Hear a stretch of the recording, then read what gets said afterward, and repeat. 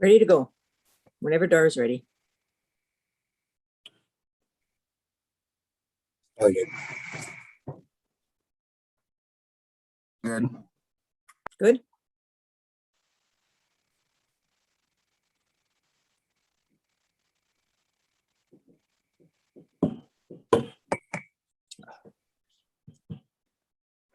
Yep. Okay. Bonjour, Anine, Menagajib. Welcome everybody to the Tribal Council meeting here. Happy December 1st. It's already almost Christmas. Time flies. Invocation was done this morning already by our spiritual advisor, Mr. Gene Goodsky. And so we'll move on with calling the meeting to order. Calling the meeting to order right now, and may we have roll call, please? You're muted.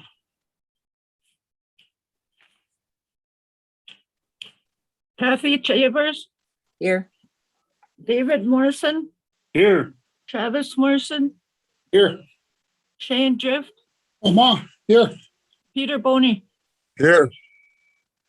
Okay, next we have approval of the agenda.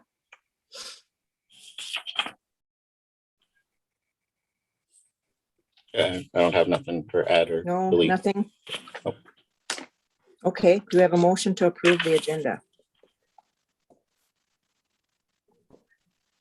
Moved. Moved by David. Is there a second?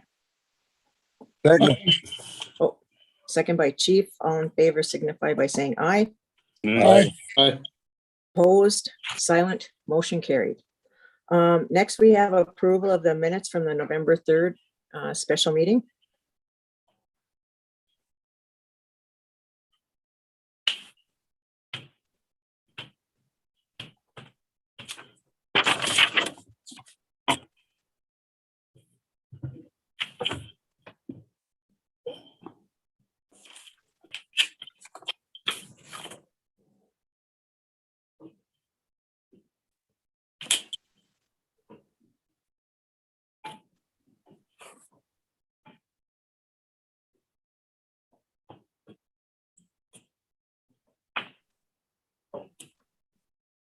Is the audience having trouble hearing us?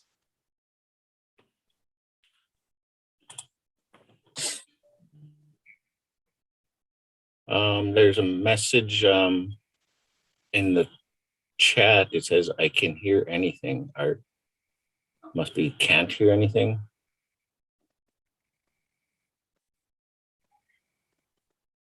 Says I can hear you. Okay. Okay. Thank you.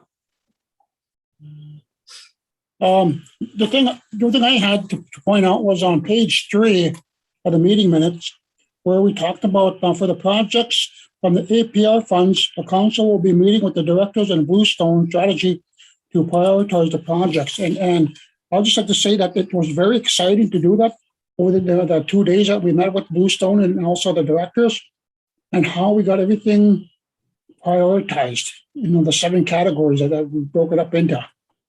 And it's like, it was a huge step in the right direction. And I felt good about it. I don't know how anybody else felt about it, but I felt good.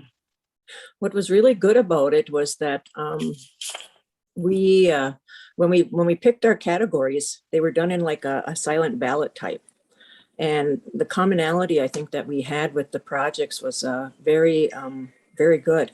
And that I also think that it's going to give us a nice platform to move forward on. And now even with that infrastructure bill coming, it seems like it's going to be even better because we can fund some of the projects through the infrastructure bill. So I really liked it. It was very good, and look forward to the next meeting we have with them. And what it is there will be a community survey going out on the projects also, because that was one of our highest priorities, was having communication to the community and tribal members. So I, like Shana, I was really excited after we got done there, because it felt like we got something accomplished. We've been held in limbo for a while with this money, and the money is still there, minus some of the distributions we've done. But yeah, I felt the same way. And I think the thing also to point out is that, with the community survey that's coming out, well, that's another piece of the puzzle that we're going to be looking forward to looking at. There's our piece here, the directors, then now the community is going to come in, the band members are going to come in and offer their input, and then we're going to start meshing everything and see, okay, here's what matches up, and maybe the band members are going to think of something that we didn't see, and it's just like, keep moving forward, and that's what I like. Yep. Yep, that was really exciting. Okay. Any other comments? I Go ahead, Dave. know that was really a good setup that they had, and the way we moved through it and discussed and talked about things, and then the way we it was all categorized to voice our concerns. So yeah, it was really good. So that's really going to be exciting when that's when everything gets done and points us in the direction we want to go to. Okay. All right. Do we have a motion to approve the November 3rd meeting minutes? Move. Moved by Shane. Is there a second? Second. Second by Travis. All in favor signify by saying aye. Hi. Opposed, silent, motion carried. Okay, Rob, we've got introduction of new staff. Okay. Before we start there, just one announcement to the audience to Okay. please use the Q&A if there's questions, and then we can get them answered. Thanks. First one is Danell Porter.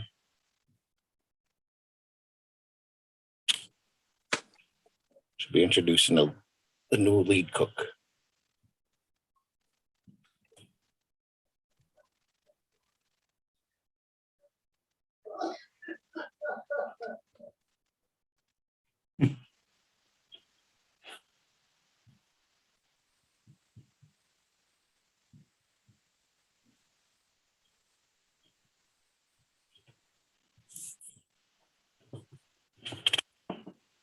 Morning, Danell. Morning. Billy on there? Yeah, I see her. Okay. I don't think she turned on her camera. We have Billy Deegan. She's starting as our new ENP cook over in Vermilion. She started last week, and we are super happy to have her. Welcome, Billy. Welcome aboard, Bill. You're Welcome, Billy. muted. Yeah, welcome aboard. Welcome on board there, ladies. Glad to have you. Welcome aboard, Bill. Big witch. Congratulations. Okay, Okay, then have a next good we day, have ladies. You too. next we have Victoria Villeburn with a new employee.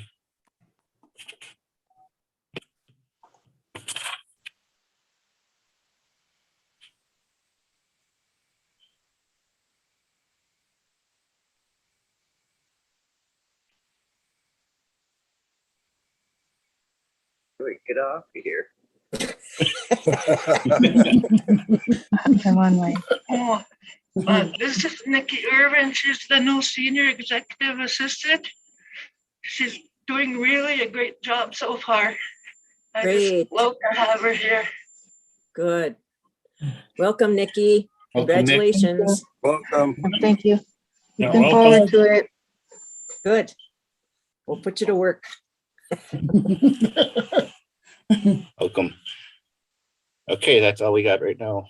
Okay. Next, we have our consent agenda, which is the SOR2 contract updated, the new Fortune Bay Resort Casino hours of operation, Fortune Bay Resort Casino and Bois Forte Development Corporation COVID-19 workplace rules, sole source for the purchase referred care software program, authorization for a Head Start raffle, transit bus bid of $103,883, Indian Housing Block Grant application for the elderly handicap units in Nett Lake and Vermilion, contract for Geen billboard for health on the virus vaccination, extend comment period for the gas station business venture to December 15th, sole source gift cards for Cub Foods for the Urban Offices Food Program in the amount of $30,000. Do we have a motion to approve the consent agenda? Move. Moved by Travis. Is there a second? Second. Second by Chief. All in favor signify by saying aye. Aye. Aye. Opposed, silent, motion carried. Okay, Rob. Okay, Rob, Oh. I have to go to my documents. You won't be able to see me. So I just want the audience to know that I only have my iPad with me as I'm working from home today. And so when I go off the screen, I'm actually looking at the documents that are being presented, but I can still hear all of you. Okay, okay, gotcha. thank you. So next we have Doris Isham with the DSGW proposal. Morning, Doris.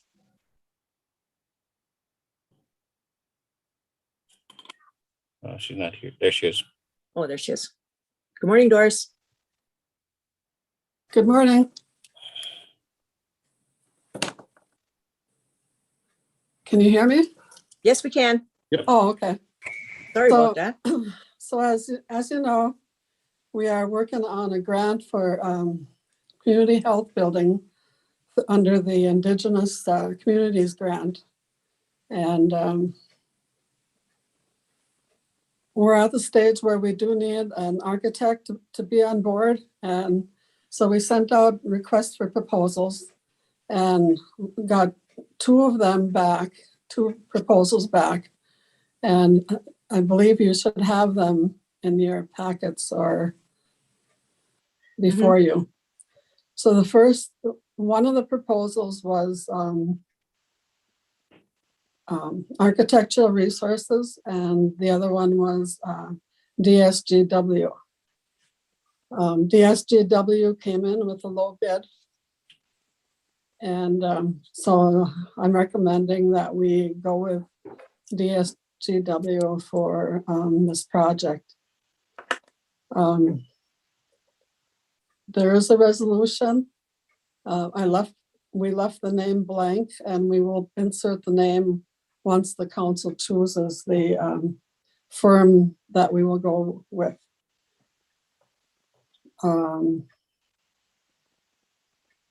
The agreement or the resolution covers phase 1, and it's for preliminary designs so that we can start moving on the project. And then after the phase 1 or this resolution is approved, then we'll work with the contractor to bring back a more formal contract for your review and approval. So Okay. would you like me to read the resolution? Yes, please. Okay, so whereas I also don't have documents in front of me, but whereas the Boisfort Band of Minnesota Chippewa Tribe is federally recognized Indian tribe organized under the Indian Reorganization Act of 1934 and operating under revised constitution and bylaws of the Minnesota Chippewa Tribe. Whereas the lawful governing body of the band is the Boisfort Tribal Council, which has the inherent authority and responsibility to take action to promote the health, well-being, and general welfare of the band and its members.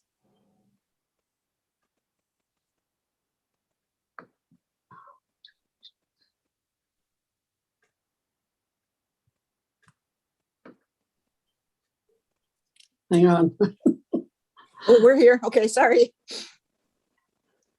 Okay, any questions for Doris? Yes, how much was the DSGW proposal? Okay.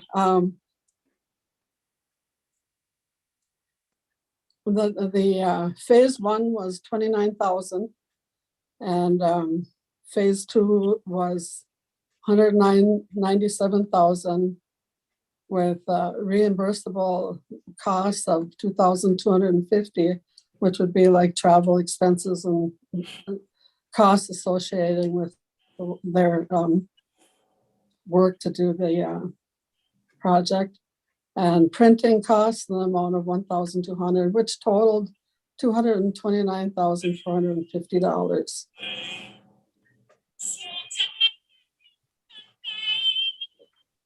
And I'm sure, Doris, this will be incorporated within the grant that you're sending in, right? These costs? Yes, it will be. Okay. And Okay. it will be reimbursable through the grant if it's awarded. Okay. Any other questions for Doris?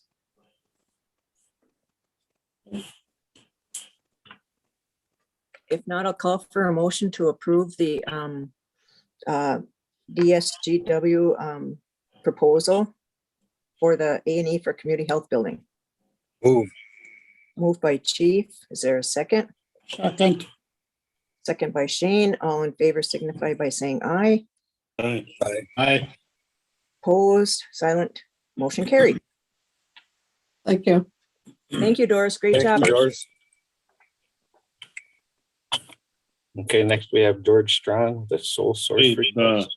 Oh, sorry, Dave. Is there one in there too for Tanya? Grant writer? Do we have to approve that, or is that already approved? Is there There's a agreement? services agreement with Tanya, a grant writer. Is that in there too, or her? No, it was on there. It's in our books. Yeah, Did you want to go over that now? Yeah, it's in our bookstores. We might as well. I think Okay. it's at the, towards the end of her agenda items. Yeah, that's for the hazard mitigation plan for Palmquist. So we talked about, because there are so many grants that are coming in with under the ARPA funds, we found that we needed more grant writers on board. Right now, currently, it's just myself that is in the grant writing department. And so we solicited proposals from grant writers to do freelance work for the reservation. And so when we sent out the RFPs, we received 2 of them back, two applicants that expressed an interest. And I talked with Jeff Holt about writing a contract for the 2 grant writers. And what we came up with is to write a 1-year contract for each of the grant writers. And it's called a service agreement. And so they would be on call to write grants at the request of either myself or Travis Vaki. And they'd have the contract in place, but before they actually worked on a grant, we would have a separate agreement, kind of an outline of work that we expect them to do. And there would be a time limit on there, a timeline in which we want the grant worked on or completed. And we want other things such as, weekly, monthly reporting, letting us know where they are with the grant application, information that would assure us that they're keeping in line on completing a project in a timely manner. And so that would be signed prior to them starting work on any grant. So the agreement would be signed off on by either myself or Travis, but the contract with these 2 individuals would be approved by the council.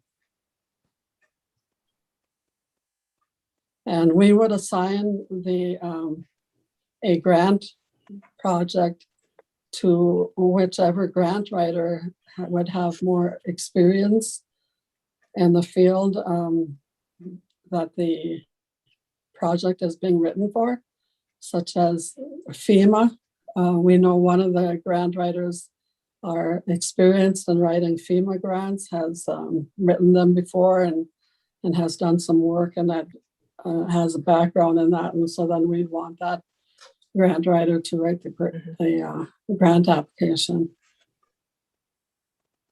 And so you have before you, I'm not sure if one or both of the. We have Tanya's only. Just one? Okay. Yeah. We can do the other one at another time, but Okay. with this particular grant, we would like to start work on a project. And so that's why I put it on the agenda to be approved today. Okay. So any other Good. questions? Yes, my question is, with this contract, did Jeff have a chance to look over it and give his approval? Jeff drew the contract up, yes. He did, okay. Okay. All right, thank you. Okay.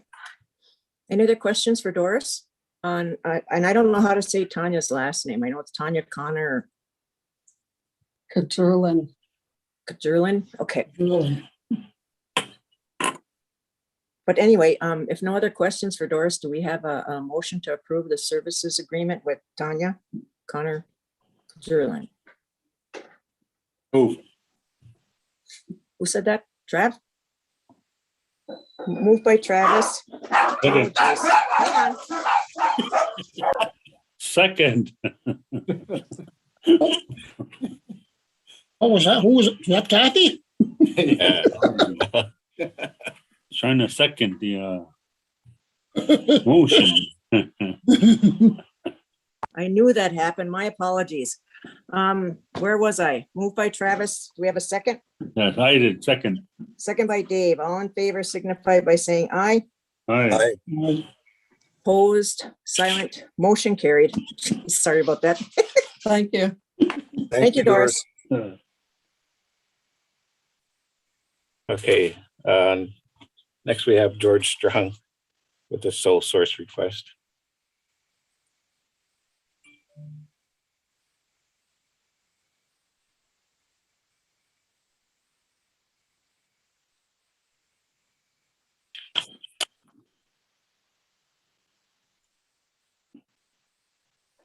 Morning, George.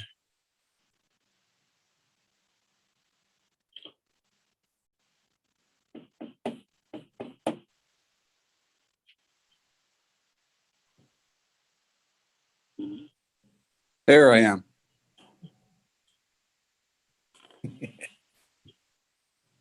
Good morning. Hey, good morning. Minnow Gijib.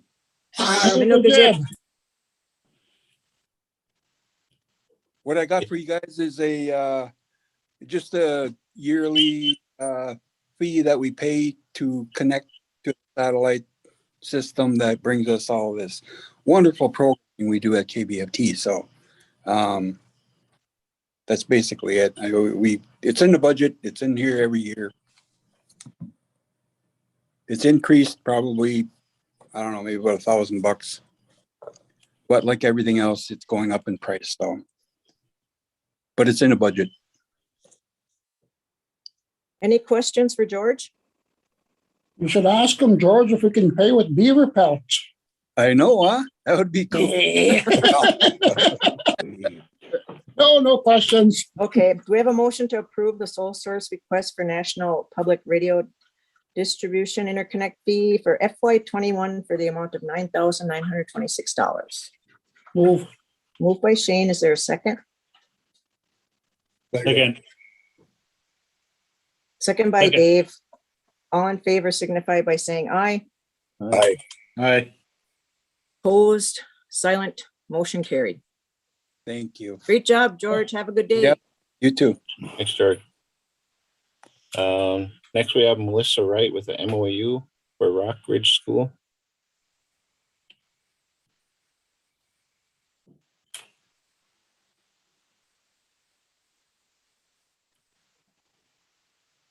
Good morning. Morning, Melissa.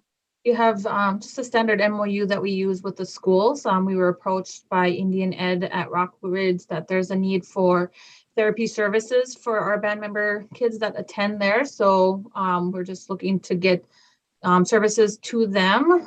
Mostly going to be telehealth. Obviously, space issues seem to be issues at times, but we're hoping to get in and get services to our kiddos there that attend Rockridge.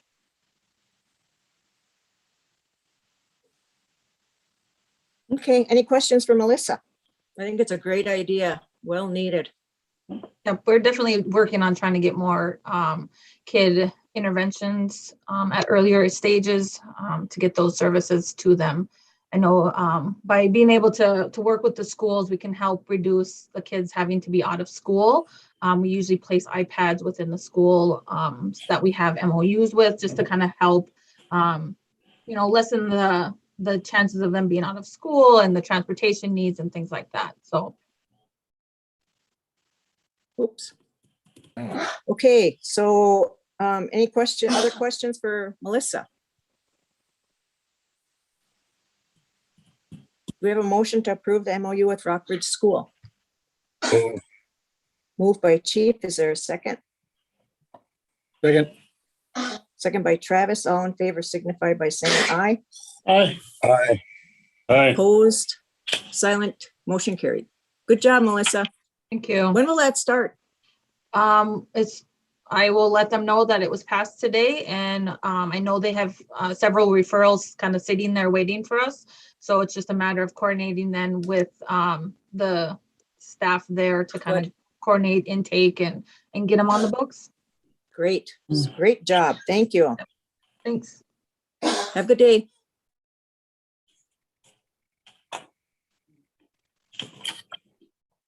Okay, next we have Peter Hardy with the ESSER3 application.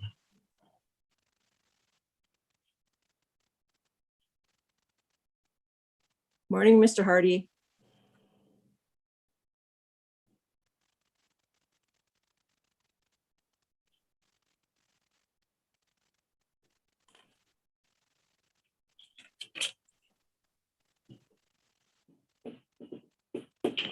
Good morning, Mr. Hardy. Can you hear us?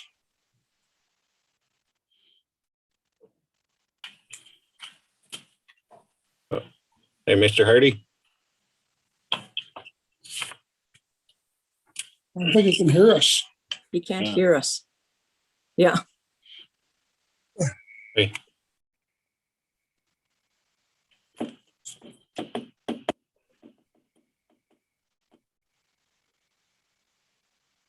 Nope, can't hear us.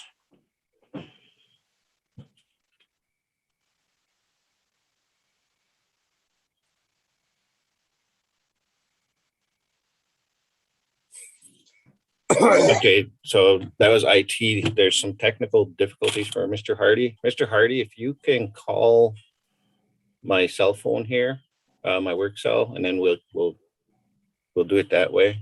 It's 218-316-2627.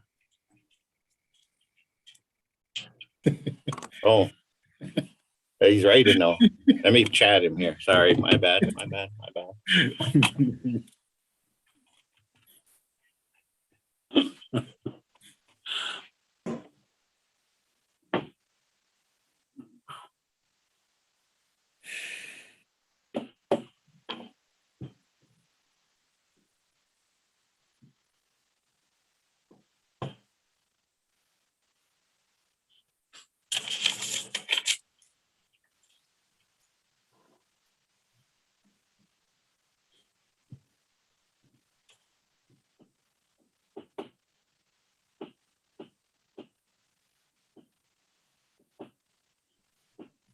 Have Mr. Hardy's number either.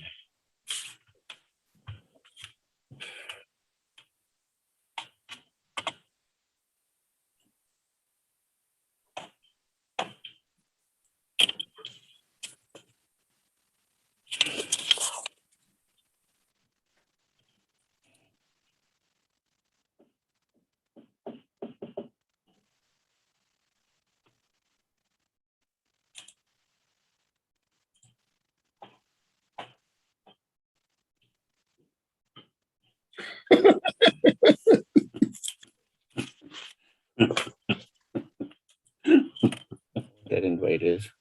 Oh, great. You can't see it, Robbie, your background. Backwards too. My bad.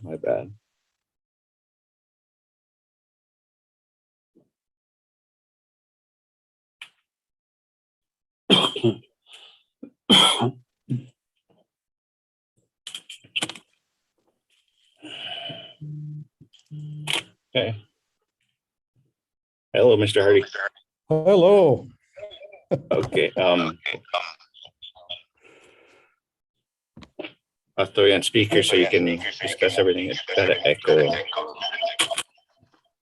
Okay. Yeah, I don't know what's going on. Welcome, Okay. Mr. Hardy. Thank you. That was tense. Robbie, ask him to mute his mic. Mr. Hardy, can you mute? There you go. Such a process. Okay, thank you for having me. I want to talk about two of our plans in regards to ESSER. You probably know the government gave elementary schools and secondary schools money as well. We're in our phase 3 portion now. We have phase 1 and phase 2 as well. We're still spending money out of both of theirs. Phase 2 did allow us to spend for a key fob system here in the building, as well as we're looking to order a new plow truck for our snow. So that brings us to phase 3, applications 160 and 161.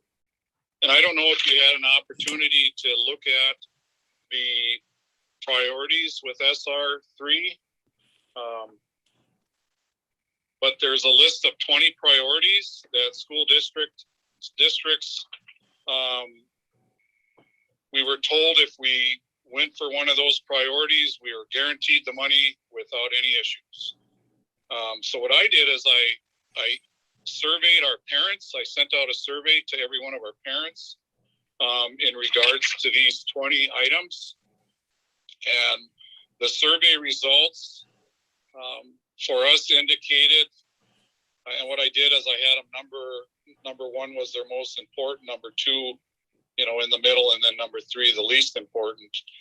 And hands down, Indigenous education was the most important, which was good to hear because we lost our cultural teacher to retirement this past year. So the dollars are enabling us to hire a person for that position.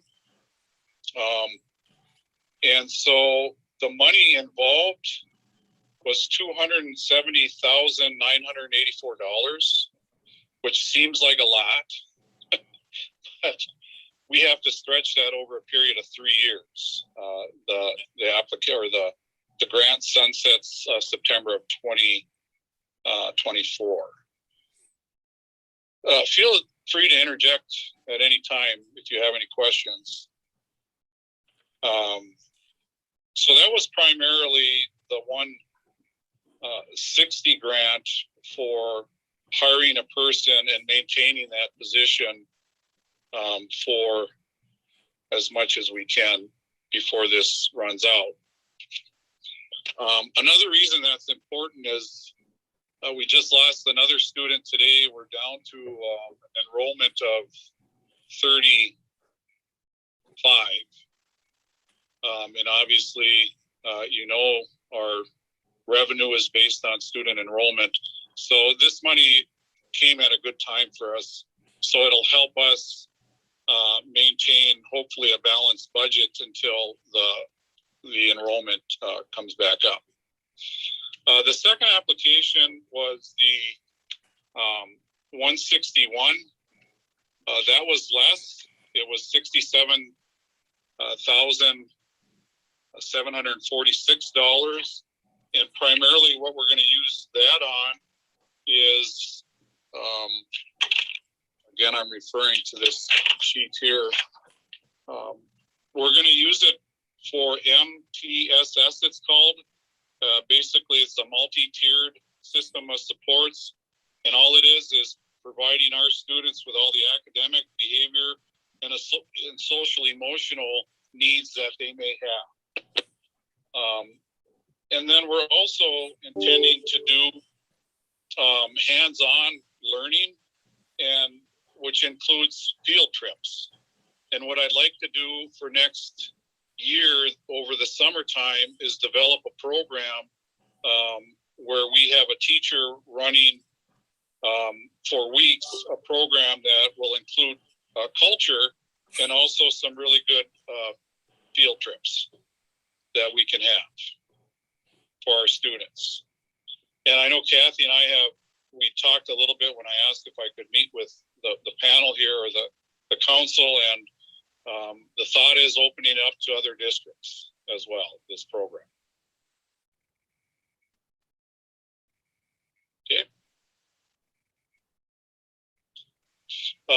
The applications, neither one has been approved yet at the state level, but that's because there's so many that they have to read and process.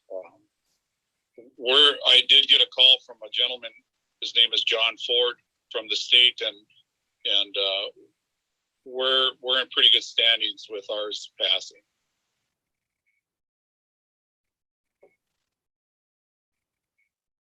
Any questions?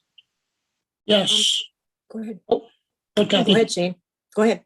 Some of the questions I have is that, when you talked about the enrollment, you're down to 35 kids.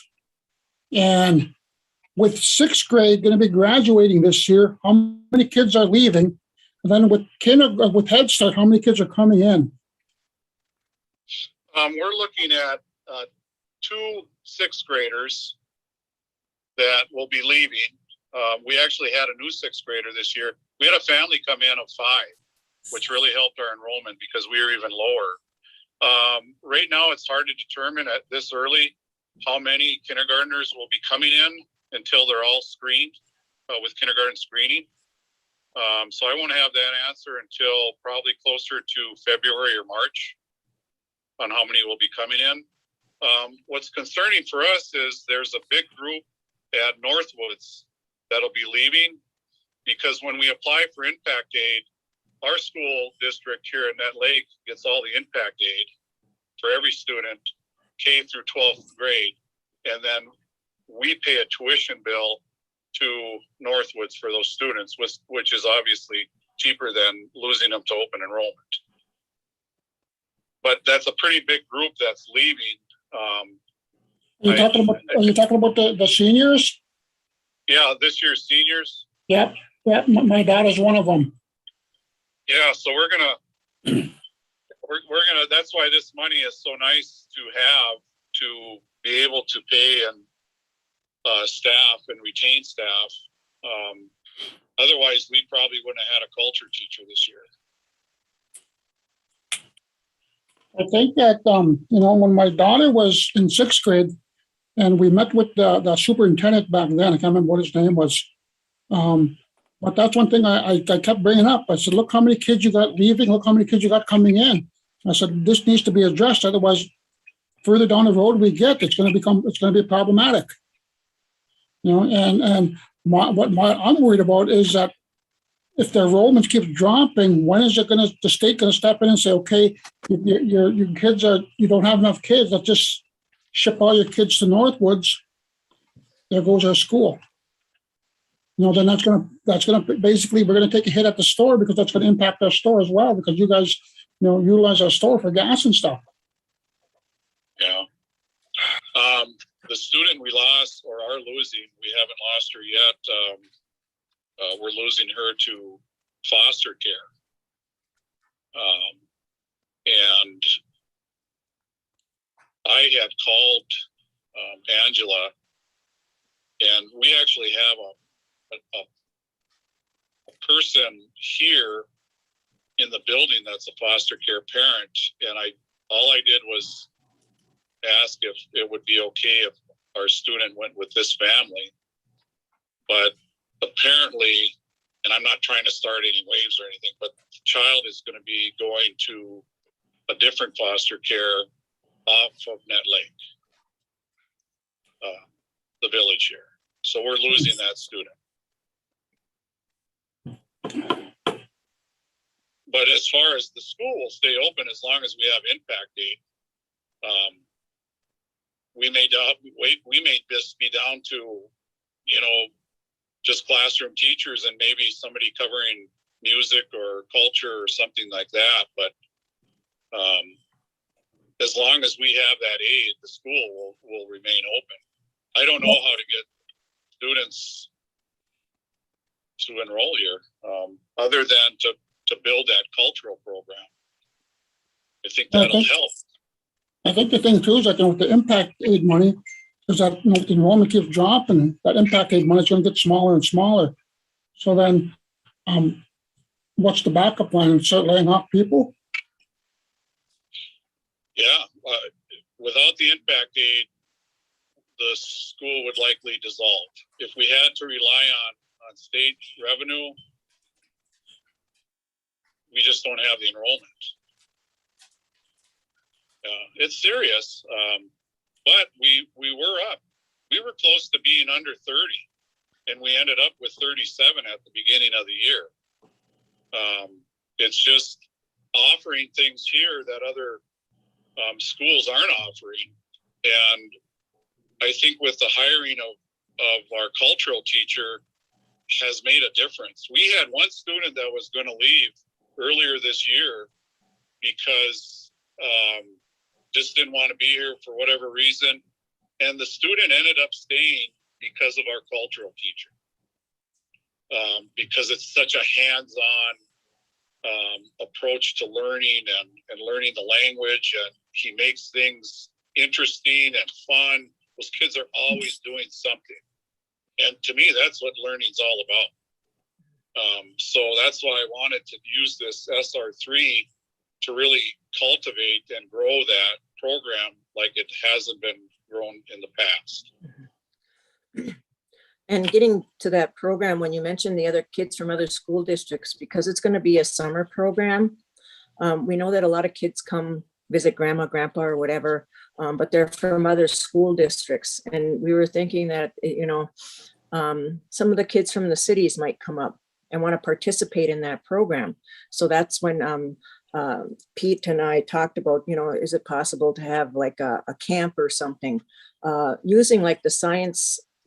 Kids love learning. And when they can do the hands-on, like Mr. Hardy's saying, if they can get involved with our DNR, with water quality or checking the fish or, that kind of thing, those kids will really be interested. It's science. So I think that's a really good program. And I agree with Mr. Hardy about the cultural aspect. And the council was meeting previously before the pandemic with the school board to how do we increase the enrollment? Well, to increase the enrollment, we have to fill our houses. We have to have job opportunities, those types of things. So we're all in it together. And I think maybe what we could do, Mr. Hardy, is get some Zoom meetings going again with the school board and the council and anybody else that would want to attend to give us some input on how to get people to move back to the reservation. Well, I'll tell you what, this elementary school is second to none in the state. I've been in education this is my 30th year, and very fortunate and proud to be here. It's just the staff is experienced. All the needs are met. It really is. It's just a gold mine. If I could afford to have my kids come up here, but, they're in other activities like band that kind of sets them, into a different area. But it really is. It's a nice school. And it's just that piece where if we don't have the revenue, but I've been told that this has been low before. And then it has recovered. So I'm always optimistic and my glass is half full. Yeah, so I think, I agree with what you guys were saying too, is that, to build that program up, the language program, to make it top notch, and then even basically take that program to Northwood so that there's not a lapse between 7th, 8th, and 9th grade, that there's still a culture program, language program in there all the way through 12th grade. And hopefully we can turn this thing around and get more kids into our school up there and keep our school open. Well, I've been very impressed with the person we hired. We're singing the flag song. We've already had a number of powwows in the rice camp with the governor, of course, and he's done some fishing things. We cleaned a deer in our science room. Now you tell me what other elementary school in the state of Minnesota has done that. Yep. And we put it on Facebook. We're trying to get communication out there, that we're doing some really neat things for kids. Exceptional, really.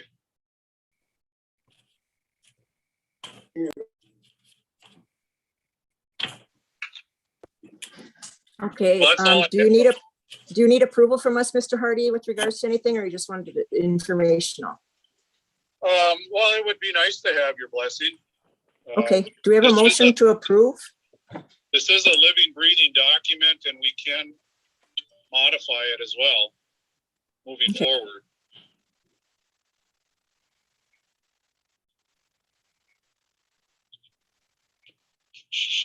Move. I'll move.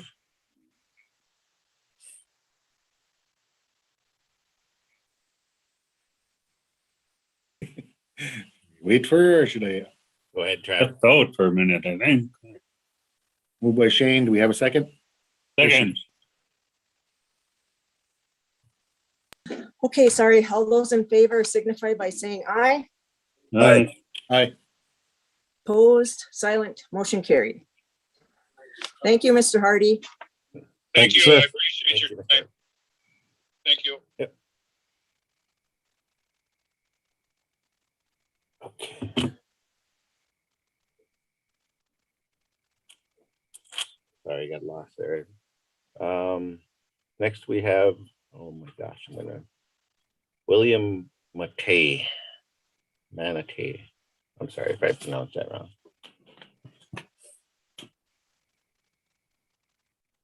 Morning. Hello, everyone. Bonjour. Hi. Bonjour. Oh, Thank you for having me this morning. I really am privileged and honored to present to your RTC meeting. And we have Anna Marie with us too, I think, just logging in. Mhm. Morning, Anna Marie. And Corey. Oh, yep. I see. Morning, Corey. Sorry for all the get up, by the way. I'm in clinic today, so I saw the kind of attire and mask wearing and so forth. So I'm not sure how this generally works, but should I just start with kind of our general asks? Okay, great. Yep. So we're very thankful to have just finished a pilot study with Boys Fort at the Net Lake and Lake Vermilion Clinic doing memory evaluations. And some of you may have seen a semi-truck MRI system that was parked just outside the Net Lake Clinic. And the purpose of that project was to include American Indian communities in an Alzheimer's disease blood test. And this Alzheimer's disease blood test looks like it's 95% accurate, but one of the major problems with it is that it's basically only studied people of European ancestry.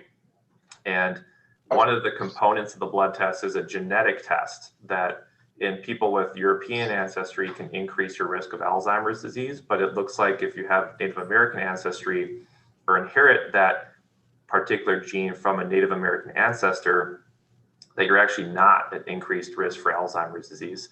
And that was kind of a nebulous sort of hypothesis that was done by a little bit of research by one of my predecessors named Neil Henderson, who is the former executive director at Memory Keepers Medical Discovery Team at UMD. And with our pilot study data, we showed that that probably is actually the case, that that genetic risk factor that if you inherit it from a European ancestor increases your risk for Alzheimer's disease. But if you inherit that from a Native American ancestor, it looks like it does not. So that has pretty big implications because this new blood test, again, relies on that genetic test. And so it might tell you that you have Alzheimer's disease when you really don't. It might say, oh, you have this genetic risk factor, but if you inherited that from a Native American ancestor, it really wouldn't increase your chances for Alzheimer's disease. So that was the results of the pilot study that we got, and we're still hoping to come up to Bois Forte. We're thinking maybe sometime in January, given the latest COVID spike, which I'm sorry to hear about, but presenting that data to the health staff in January. Our kind of ask right now is to do an extension study of that.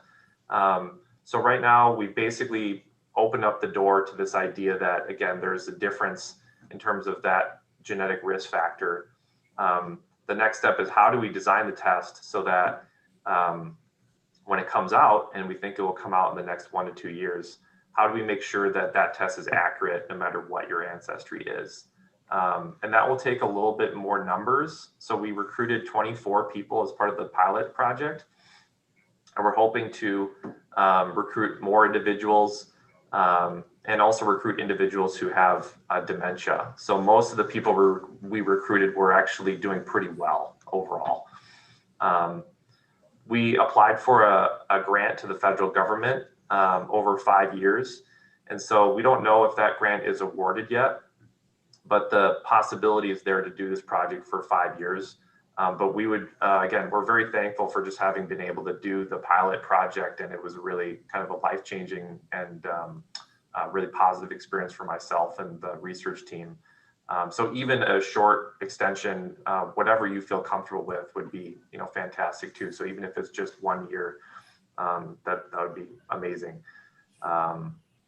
So that's kind of, I'll maybe stop there for now and answer questions. But again, thanks for having me today and letting us present and letting us come to Bois Forte in October and meet your outstanding health staff. I even got my flu shot and COVID booster there, and I'll tell you what, it was much faster and more efficient than all of the pharmacies and clinics we use in the Twin Cities. So yeah, really great experience, and thank you. I want to thank you guys very much, because I know that, that there isn't really a lot of study done on Native Americans in general with regards to Alzheimer's or dementia. And I think that a lot of us as we age worry about that. And, are we going to get it or aren't we? But it's nice to know that there, at least you guys are doing a pilot study that will help, I think, ensure some people, some of the elders or those that have dementia already, possibly what that path will look like or not look like. I was part of the study. On my father's side, there was dementia, Alzheimer's, and on my mother had dementia. So it was very interesting. I took genetics in high school, and I just loved the blood study, because it was just talking about the factors in there. And I think that the more we learn about it, especially in Native Americans, because most studies don't include Native Americans, they include Asians, Black, Caucasians, but never Native Americans. So this specific study is really important for us. Any other comments for William? I had a question. Now, is Alzheimer's and dementia, are they the same, or are they different, or what is the difference between both? Yeah, that's a really excellent question. Thank you for asking. Dementia is more of a umbrella term. And then Alzheimer's disease is a subtype of dementia. They used to be synonymous, though. Actually, a lot of people, even doctors, used to use them interchangeably until probably 10 years ago.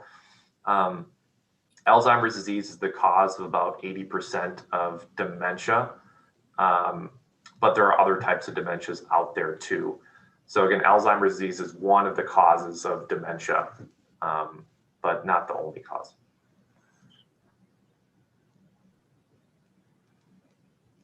Question I have is that you talked about the test being 95% accurate for Europeans. How did they get to that? How did they get to that point to say, okay, we're going to start studying the Europeans. Now we know that's 95% accurate. How did they do that? Yeah, so most of the studies are done in affluent metropolitan areas. And so by virtue of just where those studies are done, they attract people who, have internet skills, who live in those urban environments, who have the resources to, bring their loved one to the visit. And so you kind of filter out a lot of people that either live in rural areas or people that may not have a lot of confidence in the current medical system. So that filters out a lot of different walks of life, and more or less what you end up getting is 95 or 90% people with almost 100% European background. Although, like Chairwoman Chavers said, you also include some individuals with African American backgrounds or with Asian backgrounds. But the number I quote for those with American Indian backgrounds in the Alzheimer's disease blood test studies, of which there are about 10,000 people in the nation, only 2 self-identify as American Indian. So really, really low amounts that are currently enrolled. And again, it's one of those issues that we're trying to get at by being proactive and coming to the community instead of having it just be located in an urban center. Another question is, when you had the trailer up here at Boys Fort, and how did you get the patients in there? Were they just picked randomly, or people that were coming into the clinic? Were they referring them to them, or how was that? Yeah. Thanks for asking. The way it worked is we sent out a flyer through the community health representatives, and also posted it online. And people who are interested in the study would then contact us, and then we would set them up for an appointment at the Net Lake Clinic or the Lake Vermilion Clinic. And then we would see them in the clinic for about 2 hours to do just a memory test and then a blood draw. And then for people that wanted to get the MRI, we would then bring them out to the MRI machine or the MRI trailer. And then there was a little elevator that would bring you up, and then you get your MRI, which lasted about 45 minutes or so. Yeah. And who's more, when you talk about the Native American people that are getting it, is it more males, or is it more females, or is it about the same, or? Yeah, that's something that's also important. There are differences in how males versus females develop Alzheimer's disease. In fact, females are more likely than males to develop Alzheimer's disease. And so it's important to try to get a good representation of both sexes. But we had, I believe we had 2/3 women and then 1/3 men. So we had a relatively good distribution across the sexes. Then is it for women, more women to get it than males? Is it because I know that it seems the female, they're the ones that carry the babies when they're pregnant, and is that a cause from because when a female is pregnant, does it take a lot for their body to does it take a lot of their health away from them when they do have babies? Because I know that it seems like women that had babies, and a lot of them or had a lot of kids, seem like they had health problems later on down the road. I mean, because of the carrying the baby. Is that part of that, or no? Or yeah, that's a really interesting point you bring up. So actually it's a little bit counterintuitive. The more children you have, the more protected you are against Alzheimer's disease. So if you haven't had any children at all, you're actually more at risk for Alzheimer's disease. And we don't really know why that's there. There's been some hypotheses about whether it's because, when you're pregnant, your levels of estrogen and this other hormone called progesterone, they're quite elevated, and there's a a thought that maybe those elevated levels are protective in some way. But you know, long story short, we don't know why women are more susceptible to Alzheimer's disease yet. One of the old theories used to be that women just lived longer than men, that men died from things like heart attacks or, you know, getting into motor vehicle accidents, or, you know, a lot of men had kind of rough and tumble lives that, you know, caused a lot of bodily injuries and they would pass away earlier. So you were seeing more Alzheimer's in women just because they were living longer. But that's also been dispelled and is not true. So yeah, it's an active area of research right now that we're still trying to figure out. But that's, you know, it's a great point you bring up about whether there's something having to do with pregnancy.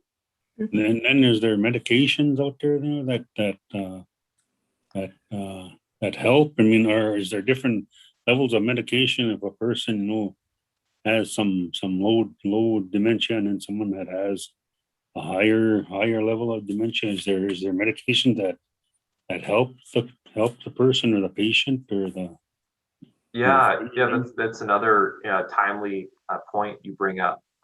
Bottom line is right now we don't really have anything good for Alzheimer's disease. There are some medications that do an extremely small amount, but really nothing that causes any significant benefit. However, in the next 1 to 2 years, there's a lot of promising medications coming out that might help slow the course of Alzheimer's disease down. And the current data show that they might slow it down by about 30%. So it's not a game changer. They're not going to be miracle drugs, but they might slow it down by 30%, which can translate into maybe having someone live independently for another 1 to 2 years before needing something like a nursing home. So still could provide some benefit. Those drugs aren't really out yet, but we're hoping they're going to be out in the next 1 to 2 years. But one really important part of those drugs is that they require proof of Alzheimer's disease. So one of the ways that you can prove that you have Alzheimer's disease is by doing one of these blood tests. Or you can do a more expensive test where they put a needle into your back and they suction out the fluid that's around your spinal cord. But that's a pretty invasive test and no one really wants to get it. And it has some complications if it's not done correctly. So the blood test is going to be it's going to be a relatively big deal, especially when those new drugs come out. But we have another 1 to 2 years before those drugs start emerging. Is that what they call a spinal tap then? Yeah, exactly. Yeah, it's a spinal tap. Yeah, that's the other way. I heard those are pretty painful because they don't, they only numb the area where they're going to go in, but they don't, once they go into the spine, I heard that's pretty painful, right? Yeah, usually they're actually okay. Some people say they're better than going to the dentist, but just the fact that you're comparing it to the dentist is not a good thing. So I'll kind of leave it at that. But yeah, it's again a long needle. You know, you need a patient to be prepped and go into a surgical environment. So yeah, it's certainly not as easy as a blood test where you can get that done in a clinic setting. Get it done quickly. Then another thing was I seen this movie here a couple of years ago, and I don't know if you ever, but Robin Williams was the doctor, and it's based on the story. I mean, the movie was based on actual story. And Robert De Niro was the patient, and Robin Williams was the doctor. And it was based back in, the movie was back in like the 1960s, I think, maybe late 50s. And I cannot remember the name of the movie, but Robert De Niro had, in the movie, he was a young fella. And then he ended up being in a hospital institution where he would just sit there and he just was like listless or something like that. And Robin Williams was experimenting and giving him some kind of a medication. And anyway, he was experimenting. I mean, he was given that he got permission from the hospital board to start giving low doses of that medication to those patients. Well, he was using Robert De Niro as his patient, and then he started experiencing. He started kind of coming out of his that disease that he had, and he actually was able to get out of that wheelchair he was in. He's walking. He started talking, and I cannot remember the name of that movie, and I can't remember what the doctor that Robin Williams was portraying, but it was kind of really it was really kind of a moving movie. I mean, because those people that had the family members that had patients in that hospital, they were just amazed, because those people, after you started giving that drug to other patients in the hospital, they were starting to kind of like come back to life, come back to the real world or something. And but I cannot remember that darn movie, but I watched it. It was quite a few years ago, but it was that was kind of reminding me now, people that had dementia or Alzheimer's or something like that. But the reason, I mean, my oldest sister is in a facility right now over by White Earth, and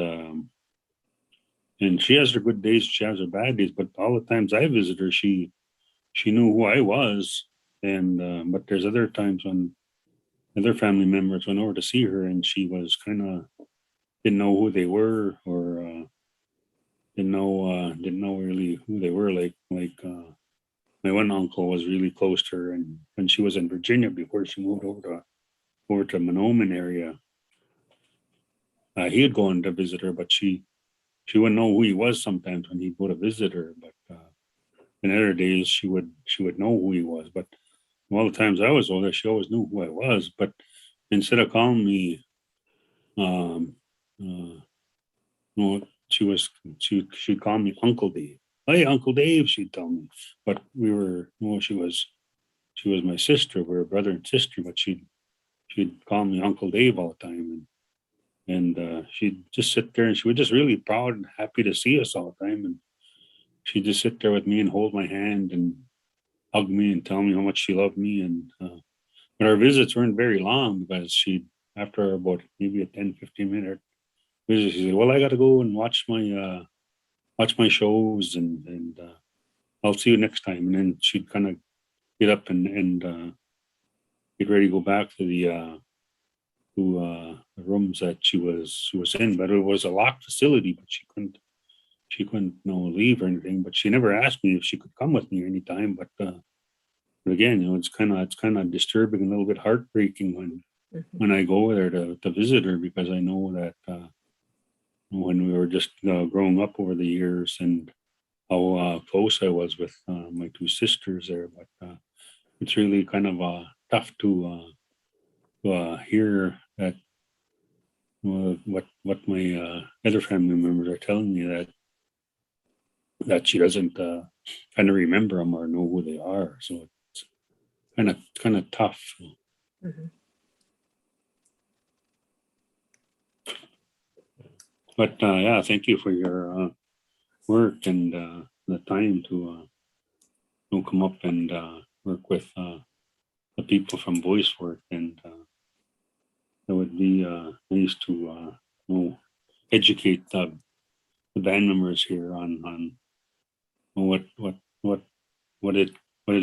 Alzheimer's is, and dementia is about, and the effects that it can have on that person, and then what kind of effects that it can have on family members.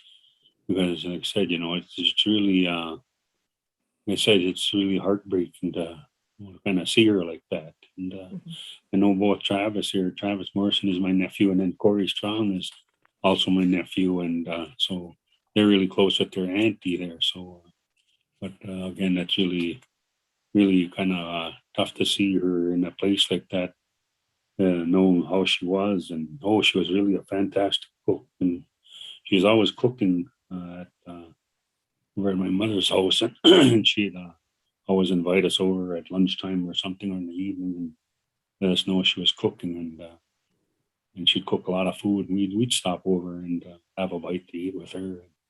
So Travis and Corey know what I'm talking about there. So, but again, thank you for all your work and what you want to do with the band members here on our reservation. So appreciate that.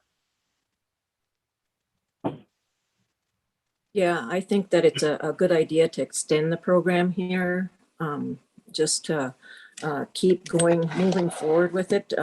it's really in.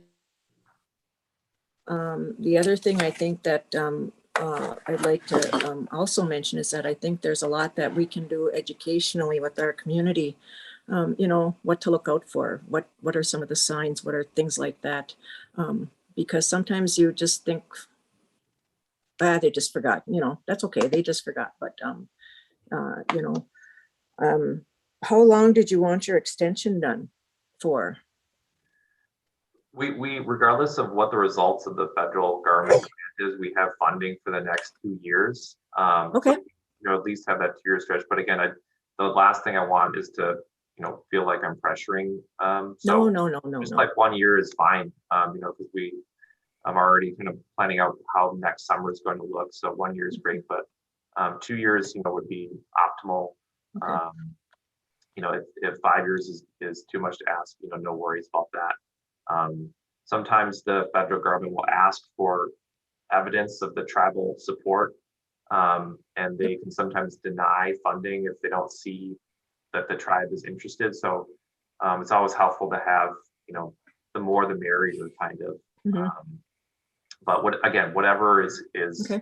You know, most comfortable with Boys Fort is great with me too. Okay.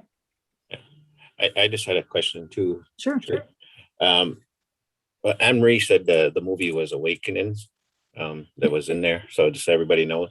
But is there, with Alzheimer's, is there a link? It's really new with that vaping though for the kids. Is there any studies on that kind of stuff?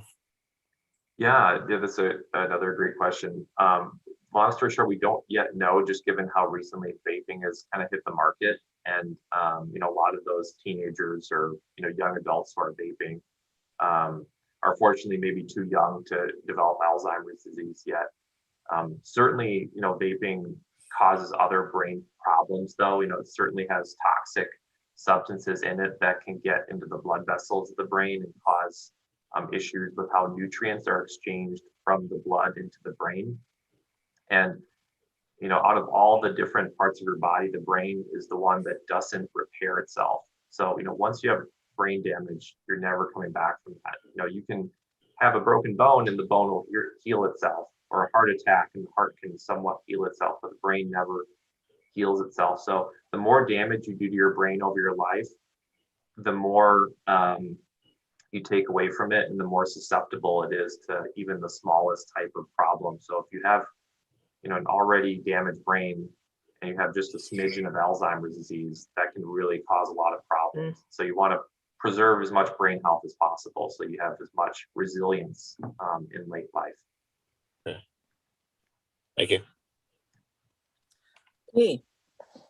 Do we have a motion to approve an extension, and what would you guys like to do for the extension? Well, I know that, well, what would you like to see, Dr. Will, I'll call you. Yeah, that's good. You got a tough name there to pronounce there. So how would you recommend? I mean, if I'm going to ask for the stars, I'll say 5 years. But again, I don't want to pressure anyone. So if that's a lot to ask for, you know, and like everything else that we do, you know, I want to make this as non-committal and as kind of, you know, just going with what the travel priorities are. So, but 5 years would be nice to show the federal government so that they don't have any reservations about, oh, well, we don't want to fund this study because it might not actually happen. But again, whatever you feel comfortable with. So, Alzheimer's and dementia also affected the Drift family, Strong family. So we dealt with that too, and it's hard. You know, it's hard to watch a person go through that, you know, and nothing you can do. So I'm comfortable with 5 years. Okay. Okay, do we have a motion? Oh, go ahead, Shane. Sorry. You moved? Okay, moved by Shane to grant an extension of 5 years for the Alzheimer's pilot study. Is there a second?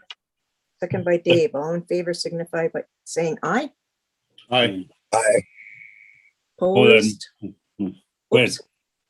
Silent. Motion carried. Go ahead, Dave. Well, the name of that movie was Awakenings.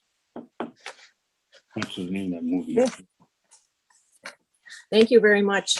Yeah, thank you guys for Thank your you, work. everyone. Thank It's been you. a Great real job. honor and pleasure. Thank you. Good to meet you too. Have a happy holidays. Yep. Yep. Stay Bye. safe. Okay, next we have Kim Greiner with update on the CARES Act, update on ARPA, premium pay total, and procurement policy updates.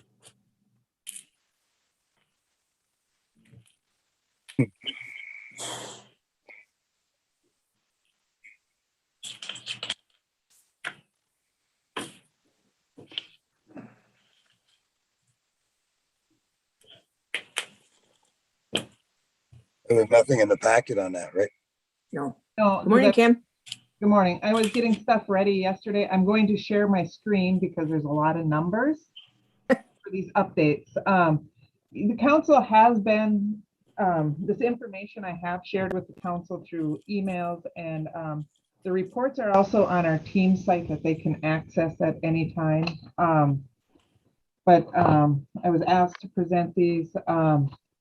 So how I'm going to go through this is I'm going to go through the CARES Act funds, because that's the older money that is possibly expiring at the end of December. Then I'm going to talk about all the different pots of ARPA funds that we've been allocated. And then I'm going to talk about premium pay. And then I'm going to talk about the Treasury ARPA funds that most people are interested in. And then we'll do procurement, which is totally separate from doing the presentations on the stuff. So so first of all, I have the CARES Act report that we submit. So I'm going to share my screen, and I have it already open. So the CARES Act report, the last report I did on it for the can you see my screen? No. Okay. Make sure before I start talking. So the last report I did for the federal government was as of 9/30/2021, and it's 50 pages long. I'm not going to read through the whole thing here, but I'm going to give you a summary. Okay. And so this report, which is on Teams for the council to do with, and I do have a few spelling errors in there, and I have someone going through to proof for me. So when I do the next one, I can fix those up. But on page 18 is the financial summary. And so that's where I'm trying to go. And you can see the first section of this report, or one of the sections, is it lists all the projects we did. And so, or tried to do, some of them say we didn't do, but I had left them on here. We did 104 projects. Basically, we tried to do out of the CARES Act fund. And then we have to list all our, they're called subcontractor or subrecipients. They're their contractors. It lists the big information in there. About the ones over 50,000 get listed here. And Kim, we haven't done a final report because the CARES Act doesn't end until the 31st or 30th of this month, right? That's why I'm getting down to my financial report. Okay. Where we were at. I'm just scrolling through to get there. Because there's a lot of information, it was not fun reporting on this. No, it was terrible for you. Well, it's just a lot of information. I understand why they're looking for it. So here's the financial report. So on this line, you can see we received $7,478,462.62. And that's more than we had reported before, because over the summer to the fall, we received an extra $641,487. And that was a result of the lawsuit that some tribes had brought to the Supreme Court. And that was because they had, I believe, if I understand this right, they had used outdated data from an old HUD report. And so the tribes that were impacted more by 15% or more got additional funds. So we had gotten additional funds. So at this point, this is as of September 30th, you can see we had obligated $7,607,333.11. And we have expenditures and net obligations. So obligated means that we've assigned it to things or did different things. So at this point in time, I thought it was on here, we had, oh, it's right here, 411,129.51. But I'd like to back up a little bit. We had done projects, some things don't come in at what they cost. And so we had some under expenditures in areas. So before we received the extra 641,000, we were at, we had 94,344 unspent. Then we had additional allocation of the 641,487. So then we had met with the council and discussed which projects we were going to do, and we had $735,813 and so we went through, because we've been working on the ARPA funds, and we had some emergency projects or things that needed to be taken care of first that could fit in the CARES Act. And so we took those more emergent projects and put them into the CARES Act to spend down the funds. And so this is how those funds were allocated out. We allocated 140,000 for the RTC, the tribal government building here's boiler, because it was completely unusable going into fall. And so we used that to update that. There was 30,000 went to the Head Start Vermilion large motor room, and that's the expanded area at Head Start. 25,000 was allocated to relocate the police officers' workstations out at the PD. They were in a smaller room and they moved them into the conference room so they have more areas and can be separated for social distancing.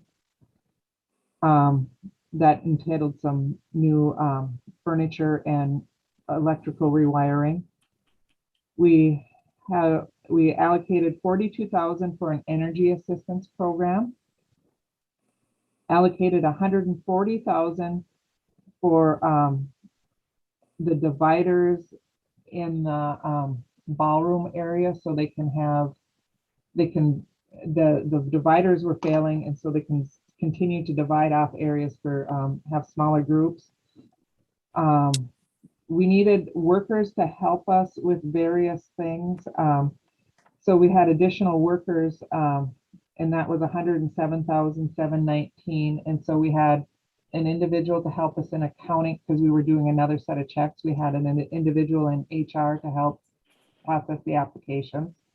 We had added two more additional people to the ERA program to help process the emergency rental assistance applications.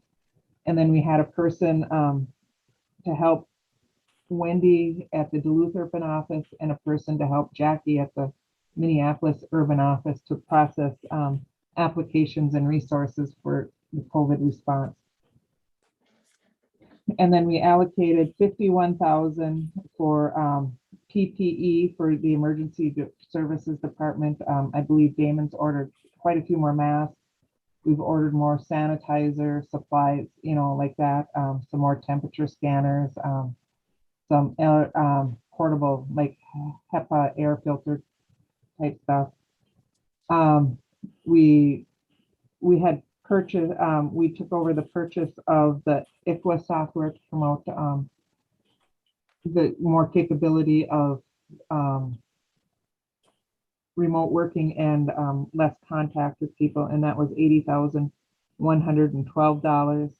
And then we allocated 30,000 for the urban office food programs that we're getting ready to roll out. So that took care of the funds. I will have to look at it again because Oh, I missed one on here. It was the Heritage Center HVAC system. And that should add up. And so the only project that we didn't tackle on that of those lists was the HVAC system, because under the current legislation, all the work and stuff has to be done by December 31st, 2021. The Senate has passed an extension for 1 more year, but the House side hasn't. They're saying that it's most likely going to pass, so we would have 1 more year. So we're kind of at a pivotal point, which we'll probably talk about in the ARPA meeting tomorrow. We had the 90,000 for the HVAC system for the Heritage Center out of this pot of money. And we couldn't get a contractor to guarantee that the work would be completed by December 31st, 2020 because of supply chain issues.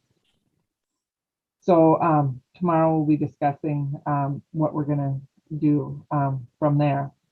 If we have a couple of other things we have stuff that emergency services needs and a couple other places. We will ensure the money is completely spent so we don't have to give any funds back on that. So that's the CARES Act updated report. Where we're at with the CARES Act funds. Now on the next thing I wanted to talk about was all the different pots of money that Bois Forte has been allocated or awarded under the ARPA funds, because there's lots of different different bills that have gone through. So when Congress did the ARPA funds, and that's the American, what did it stand for? American Recovery and I lost it on that American one. Recovery Protection Act, something like that. I don't think it's protection.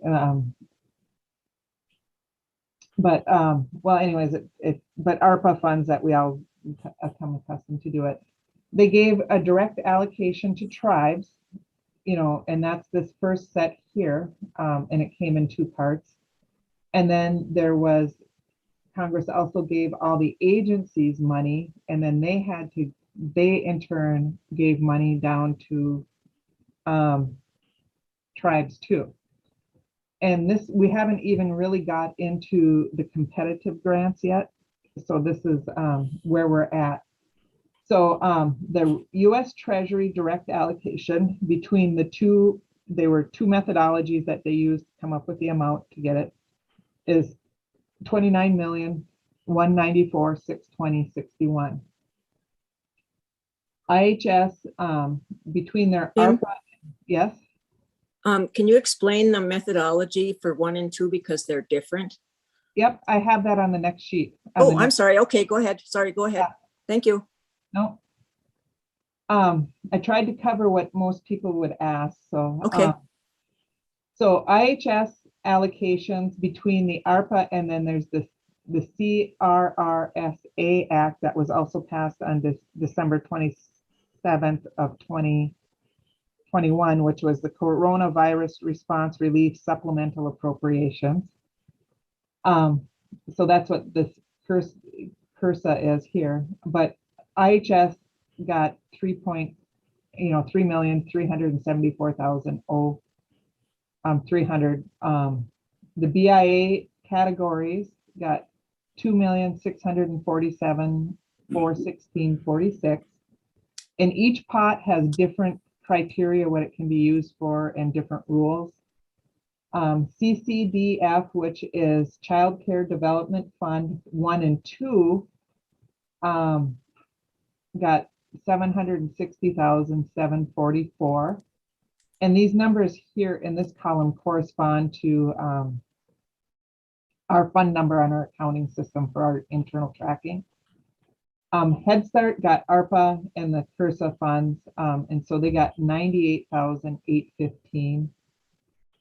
So HUD is allocated, so this would be for housing, is $712,091, and We need to do an amended IHP and identify what we're going to do with those funds.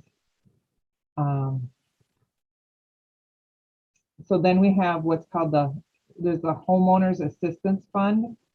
We have the plan submitted that was $781,347. The plan has been submitted to U.S. Treasury.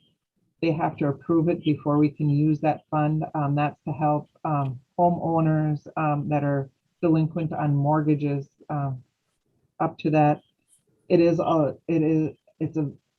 just waiting now. I know the state is still waiting. I talked to Corey Strong earlier this week. The state is still waiting to hear on their plan that they submitted a couple of months ago. So Transit had the ARPA and the CURSA funds also, and so they got an extra $708,352. The Child Care Development Fund also got CURSA funds, and so that was $173,950.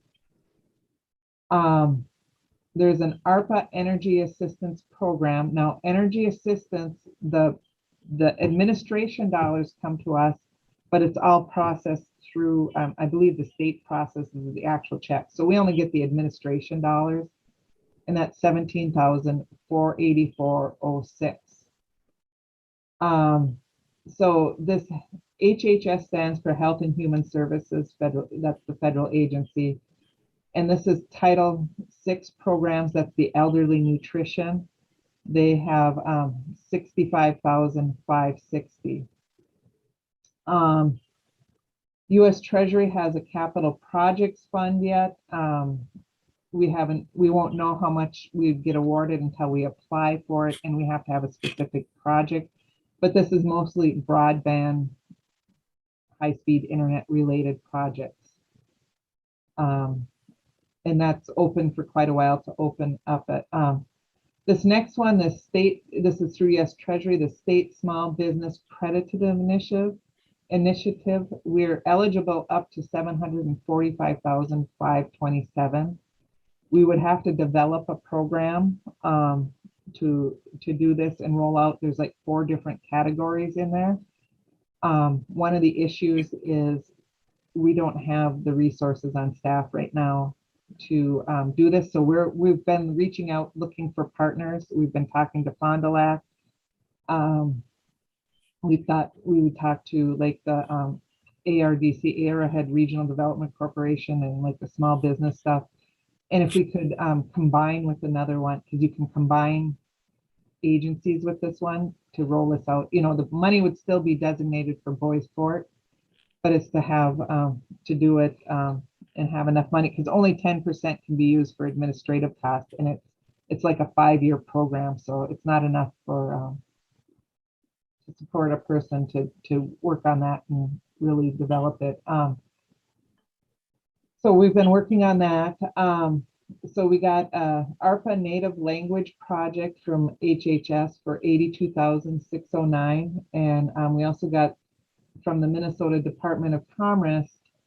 We got energy assistance ARPA funds for, and this is the administration also, so that's $18,606.95. The state pass-through funds haven't really, this is like the first one I'm seeing roll through for that, because the state also got money and then they'll pass money down.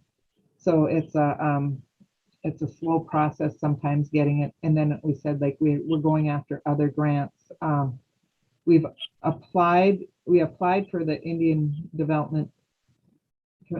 Community Development Block Grant Fund, ARPA funds to build a food shelf / maintenance facility over in Vermillion. That one's already applied for. Today, the application is going in for the ARPA Indian Housing Development Block Grant for the replace elder units. You heard Doris speak about a community health building grant that they're working on. So there's a lot of stuff going on in different places. There's a lot of grants just starting to roll out. And then on top of all this, prior to this, when we started this, there wasn't the infrastructure bill. Now the infrastructure bill's coming out, so there's going to be a lot more funds that when we get into more of the ARPA detail, that will probably be moved over to infrastructure funds and leaving more room for other projects out of the ARPA fund. So that's, and so then there was one other, because there was one other bill that was passed at the late December last year, which was called the Consolidated Appropriations Act, which had what was called the Emergency Rental Assistance Program in there. And we got $1,313,813.86. We have already spent all those funds assisting people. We had less than 10% administrative cost on that. So a majority of this money went to band member households to help them catch up on rent and utilities. We ran out of money early November. We had stopped taking applications when we seen we had 80%. And it didn't take us very long to spend that down and to help do that, because there's still quite a large need for people who are in rental housing for assistance. We're doing two things. We're helping band members apply for the state of Minnesota program because they also have the emergency assistance program. So this is my plug for the ERA program. Those ladies have worked very hard in that program, and I want to thank them first of all, but we've applied for additional what are called reallocated funds, because all tribes were allocated funds and some did not take on this project because they didn't have the administrative capacity. And there's some underperforming non-tribal programs that they were going to reallocate funds from. So we've applied for that. We do not know how much we'll get or if we'll get any, or the timeline. That's a very unfortunate thing about the funding with these pandemic funds is things change and we don't know timelines sometimes.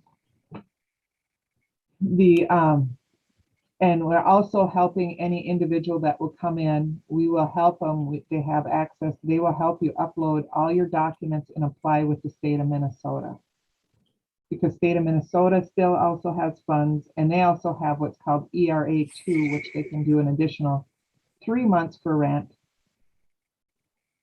And then we're also in the process, Vanessa is applying, and Vanessa and Pam have been working on applying for funds for what are called navigators for the state, because the state has funds, and so they're giving out grants to hire people to, or to pay people to help people apply. So there's lots of stuff working on the emergency rental also. So that's a summary. So basically since December 27th, 2021, we've been allocated $40,694,996.94 of possible funds so far, and each pot has different timelines and different criteria.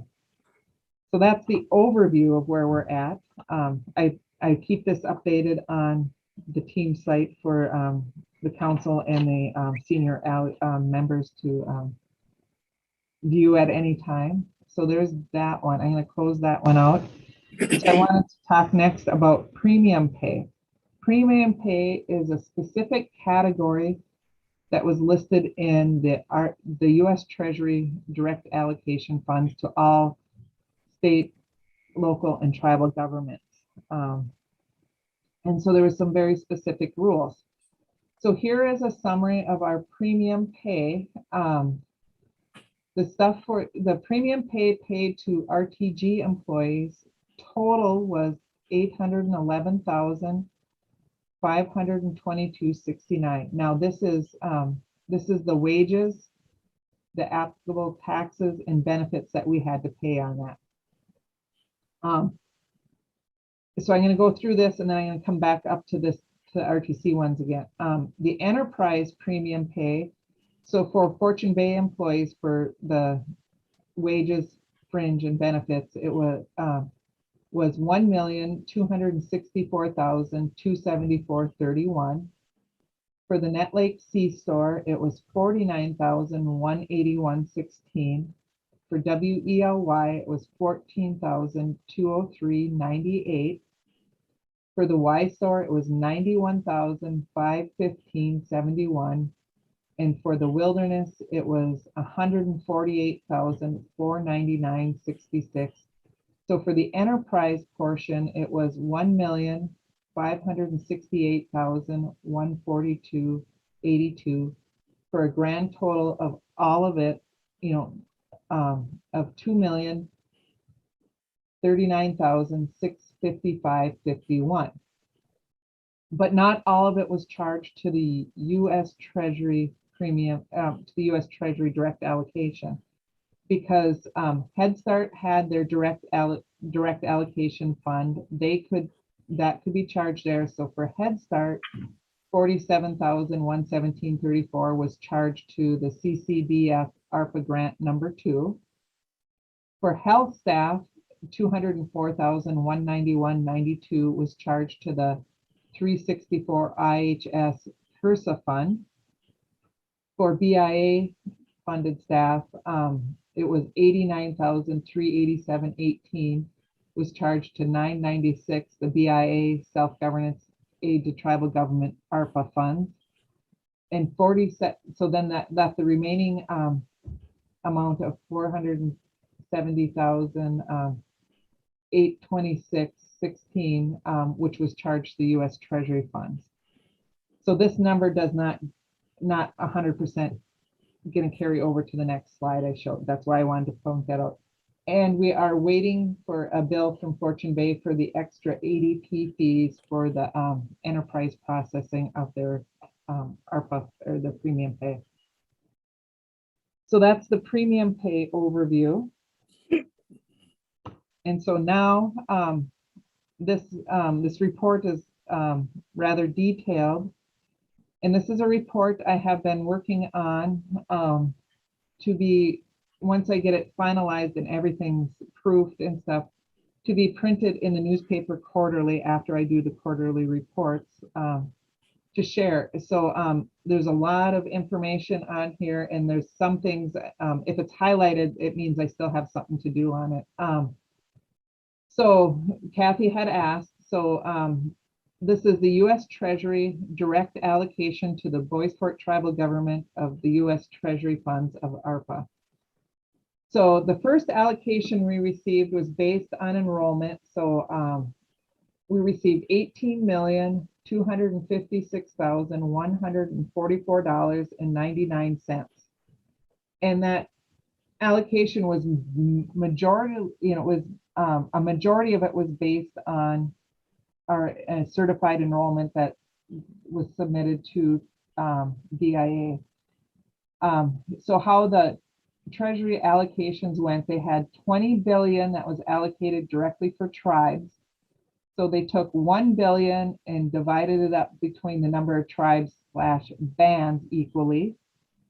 And then so of the remaining 19 million, they allocated the 65% of the 19 million based on your pro rata amount of enrollment. So the equal share of the 1 billion and our pro rata amount of enrollment is the 18,256,144.99. The second allocation was based on employment information submitted.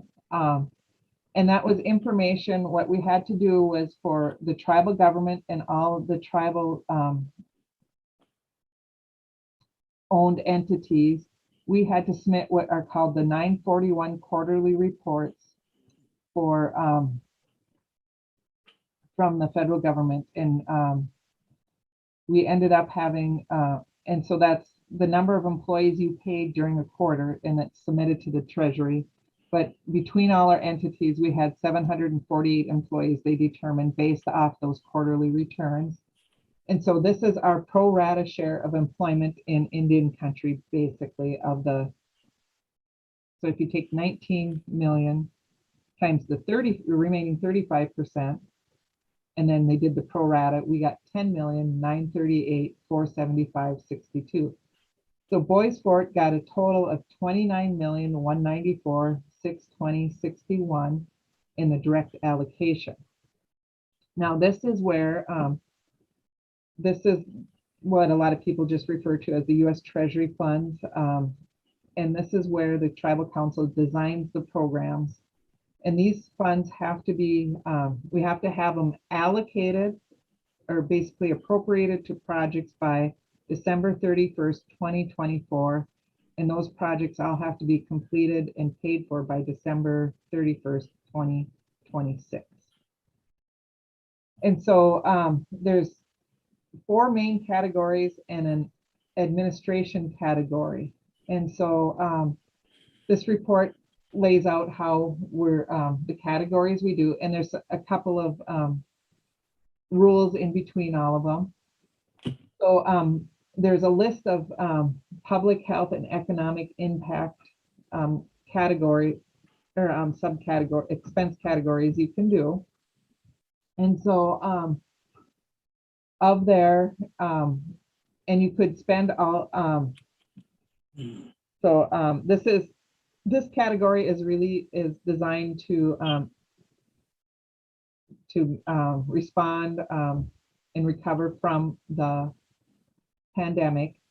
And so what the Tribal Council has done so far out of this category is they have they had their original economic relief payment that runs through September 30th, 2024. And that by their categories that they have, it is category 2.3 in the federal reporting. Here's the resolution number and the date they passed it, the amount that is allocated for it. And as of yesterday, that's how much we had spent on it. And so this is how much we have there. Because when I did the budget, I accounted for people who would turn 18 by September 30th, 2024. And so it's kind of an ongoing thing. The next thing, another thing that the council had passed was, it's called the Family First Leave Act. The federal government had this program which expired on September 30th, 2021, and you were allowed up to 2 weeks of time off for if you have to quarantine for COVID, but it ended, and you'd claim that on your 941 quarterly taxes and get a credit for your payroll taxes or a refund. But that ended, but in order for the Tribal Council to ensure people will encourage people to make sure they stay home if, or, you know, they have COVID, they allocated $300,000 for the next year to pay for wages and stuff for tribal government employees and enterprise employees if they have to quarantine. The amount that had been expended on that as of yesterday was $14.28. That's the tribal government side. Fortune Bay bills me on a monthly basis. I have to go look to see. I don't have Fortune Bay's. That's why I have a note over here. Didn't put Fortune Bay's October one on there, and then November just ended yesterday, so I'll have more, but that's how much is there. Because as September 1st approached, we were experiencing all the cases because of the kids going back and people having to stay home and quarantine with their kids. The council passed a second economic relief payment that will be, if you had applied for the first, will be coming out. We're trying to mail it out so most people receive it on December 10th in the mail. We cannot guarantee post office delivery service times, but we're attempting our best. But that's budgeted at $5,391,000. We haven't cut those checks yet. And the last item in this category the council has approved is the Native Youth Coordinator. And there's an educational component in the recovery from the impact aid. And so we have an agreement for the Native Youth Coordinator working at Northwood School. I think Northwood, we will bill for 75% of their salary, and we have to pick up 25%. So this would be 25% of their salary, fringe expenses, etc., for that position. And I just, I have to figure out which expense category it goes in. I just didn't have time to finish. This is a draft report, so there's a few more tweaks to do on it. So here is the premium pay is category 2. There was very specific requirements for that. So this, as I pointed out, this total doesn't equal my spreadsheet because we only put a portion of the RTC employees here. So that's how that works out. Category 3 is the is what's called revenue replacement fund. So because so many areas, and this is for all governments, had lost revenues for various things due to taxes, different things.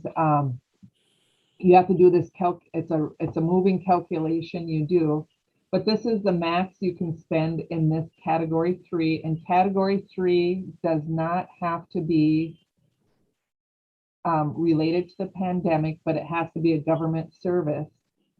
And our estimated is 12 million. That's lost revenue from the clinic, tax sharing,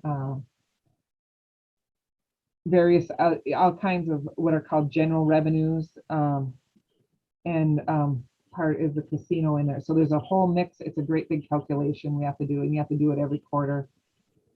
And there's an inflation factor in it. So the most Boys Fort could add tentatively right now could spend in there is 12 million. We have to finish doing that calculation. But the only thing we've done in there so far was the emergency berm for the dam on the Net Lake, and that was 12,240. So that's where we're at with that. And this is really the last pot you want to spend, because if we spend all the stuff in the unrestricted, then it makes it harder. So we try to get them to fit in the other categories. Category 4 on the ARPA, US ARPA fund, US Treasury ARPA funds, excuse me, is investments in infrastructure, and it's specific to water, sewer, and broadband infrastructure. This was in the legislation for ARPA when it was passed. Then the infrastructure bill came.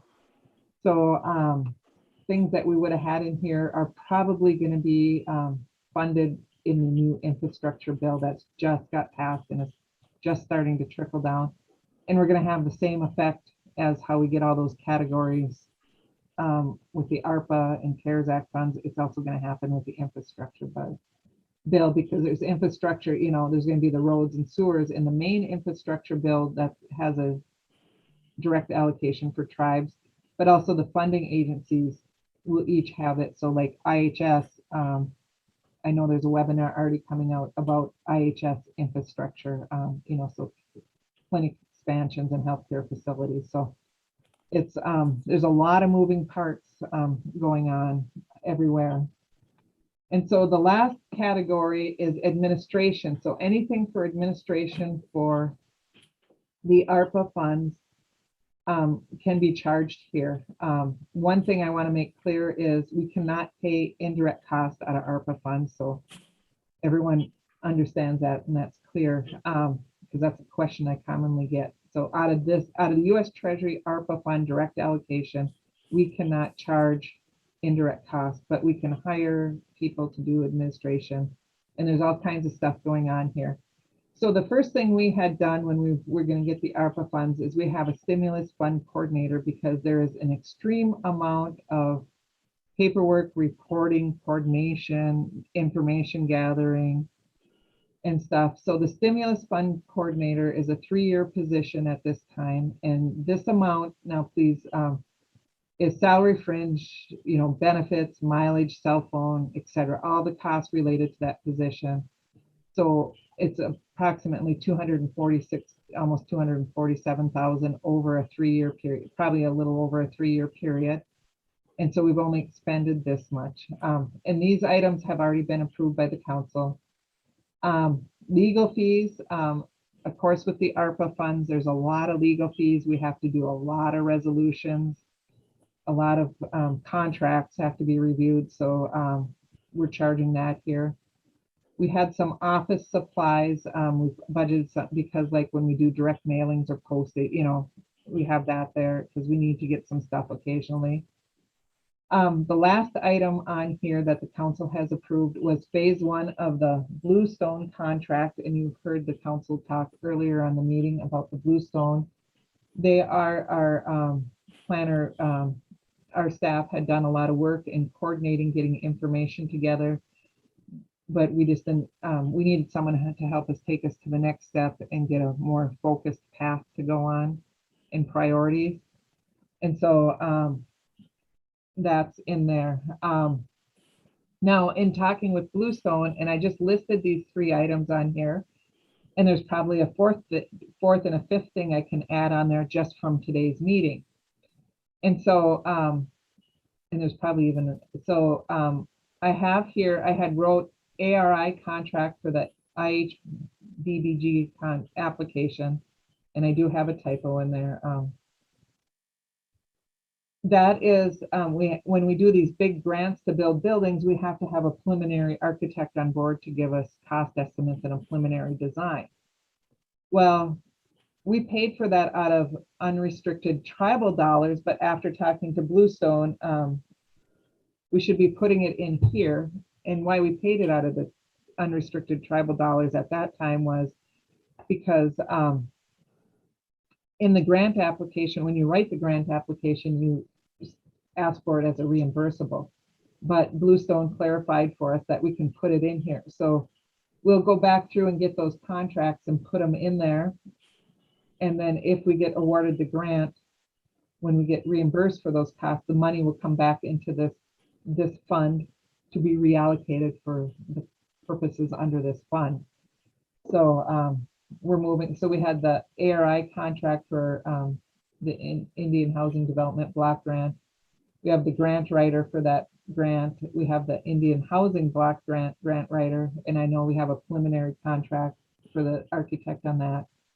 And then today we talked about the contract grant writer, Tanya, and DSDW for the community health building.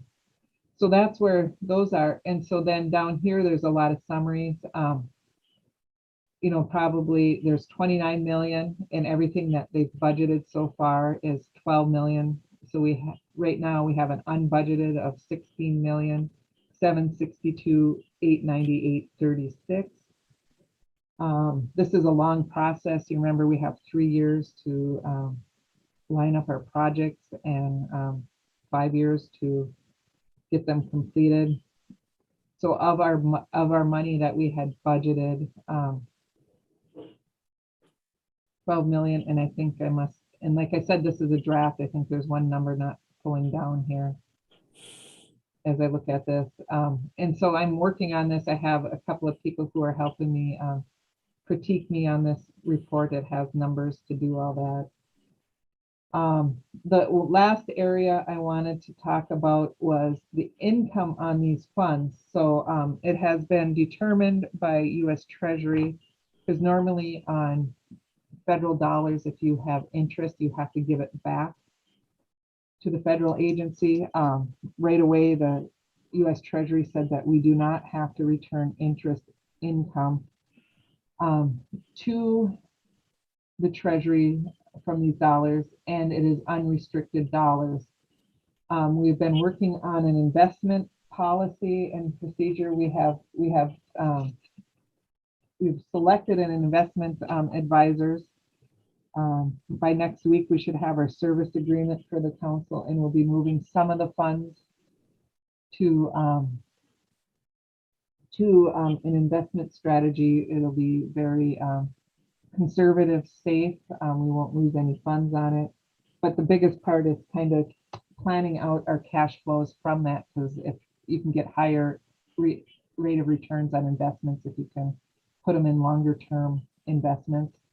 So we've been working on that. So we'll be doing that. So I have an interest income section, and then there's footnotes. So this is a report that is in very draft form, and I hope to have it published quarterly in the paper for informational purposes. I need a drink. I get dry. Very good report, Kim. Very good. Very detailed. There's a lot. Yes, yes, so this was a lot. Thank you, Kim. Yep, you're welcome. Yeah, thanks, Kim. Geez, that's a lot of work that you put into that, and really appreciate all the extra time you had to do for that. So thank you. Yes, thank you, Kim. Okay. I'm just catching my breath and wetting my whistle a little bit so we can go on to the procurement policy. So one of the things that they've really indicated about the ARPA funds and what they'll be auditing on is make sure you're following federal procurement policy, which is under 2 CFR Part 200, which is the uniform guidance. We have been practicing it, but we needed to update our written procurement standard, written policy to reflect all that. And so that's what you, Jeff had emailed us the final copy yesterday. Jeff and Laura and I had been working on this. This is the highlights that would be the major changes to it was the updating of the procurement thresholds. There's thresholds in procurement that trigger different steps. And so so basically we would be moving what's called the micro purchase threshold will be moved to 7,500, which it is, we are currently at 5,000. And so under this category, there is no competition required, but you should be doing price checks occasionally to see if they're reasonable. And then the next one, which is called small purchases, is between 7,500 and $250,000. And so in that one, you're required to have 3 quotes. It's not a formal situation, but you need documents of 3 quotes or an attempt to get 3 quotes. And that used to be at 100,000. And then above 200,000, 250,000, that's where you have to do the formal solicitation and stuff like that. So those are the main, those were the 3 procurement thresholds. So there was a section that we added for clarifying permissional factors for small purchase procedures, and that's between the 7,500 and the 250,000. One common issue that is current, under the current policy is it's price only, but there's some other technicalities sometimes that need to be in there. So there's some certain circumstances that we added in, such as when a quote lacks sufficient detail or had a bad experience with that vendor. So the price will still be the predominant factor, but we'll take RTC can take in other relevant factors in assessing that. There's also added an area for rejection of bids. So you can reject a bid if you don't like them. 7, we updated the cost and price analysis section to ensure that it's consistent with the federal requirements. And the other area we had to do was in the ethics, is an area in ethics and public contracting. We updated the ethics section to ensure that it's consistent with the federal requirements. And so we will also have to do have people who are in positions to make decisions about purchasing to submit conflict of interest forms. So you can't buy from your immediate family or use your own company, stuff like that. And there was just a few typos and things that are no longer referred to in OMB bulletins and stuff. So you have a resolution and a updated policy. Once we get this passed, we will do training with our staff. Unfortunately, it does not make it any easier for procurement because it is procurement is an area that is really regulated. So we need to make sure we're following it, especially as you've seen with all the federal funds we have on hand.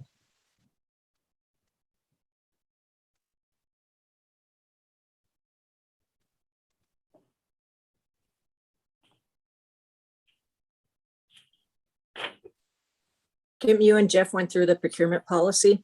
Yep, and Laura Larson also. Okay. Any questions for Kim on that procurement policy or for Jeff? Jeff is on the line now. Morning, Yes, Jeff. I have a question on number 3, where it says clarifying permissible factors for small purchase procedures. It says the problem with that is that there are certain circumstances when the lowest quote may not be the most advantageous to the band, such as when a quote lacks sufficient detail or the band had a bad prior experience with the vendor. So if I'm reading that correctly, that means that we could go with even the highest bidder if we wanted to? Or does that we have to go to the next lowest bidder? I think, well, you want to answer that one, Jeff? Or yeah, I can answer that. It would depend on the situation, but It falls up.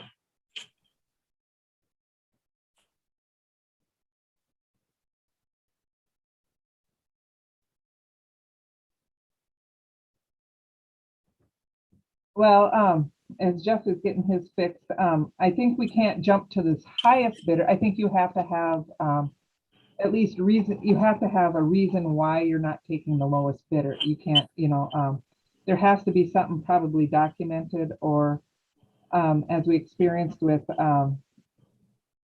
some of the stuff we were buying through the CARES Act, is like they don't give you detail and you're trying to compare apples to apples. Mm-hmm. They don't give you enough detail. You ask them, you call and you ask the place for a quote and they don't give you enough detail. That can be a factor that allows them not to be considered, because you could be let's say you're buying a vehicle and you're looking for a SUV and they're quoting you on a little smart car or something, and they're not telling you. They just say, we'll give you a vehicle, and there's no detail there. You want to know, you want detail, you want it to meet your needs. And so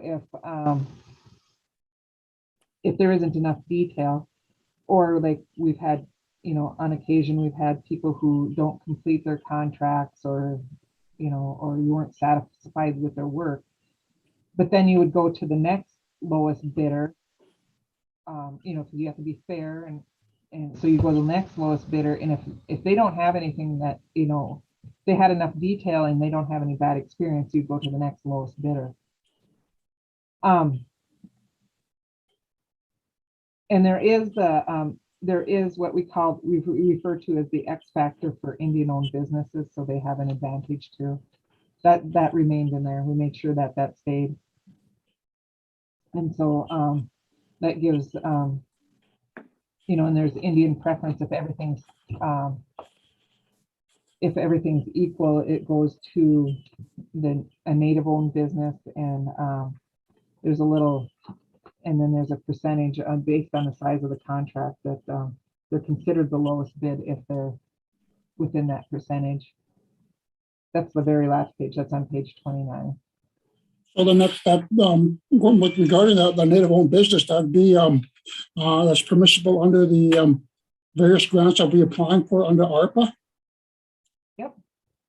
Yeah.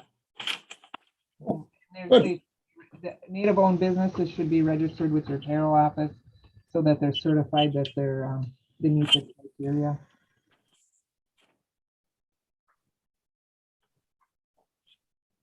I think I got it covered, Jeff. Yeah, I got kicked off there. I don't know what happened. Sorry about that.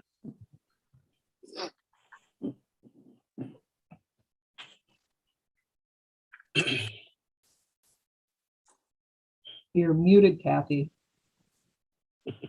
Geez, any other questions for you, for Kim or Jeff on the procurement policy?